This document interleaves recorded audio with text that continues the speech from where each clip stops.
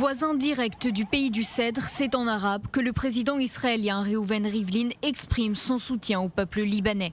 Nous partageons la douleur du peuple libanais et nous lui tendons la main.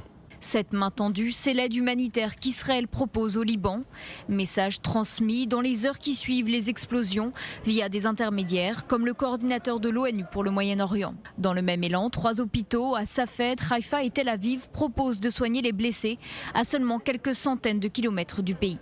La France, par la voix d'Emmanuel Macron, annonce l'envoi immédiat d'aide humanitaire. Nous déployons au Liban un détachement de la sécurité civile et plusieurs tonnes de matériel sanitaire. Des urgentistes vont également rejoindre Beyrouth au plus vite pour renforcer les hôpitaux.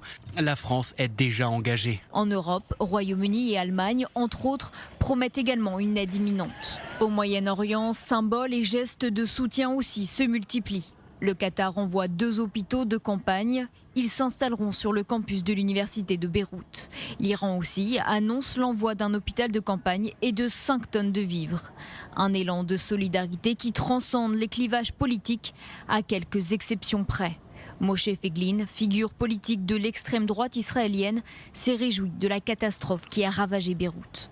Autre tâche, parmi les réactions internationales, celle de Donald Trump. Alors que les autorités libanaises privilégiaient la piste de l'accident, le président américain qualifie les explosions d'attaque et sème le trouble dans l'opinion. Quelques heures après, il est démenti dans les médias par le département américain de la Défense.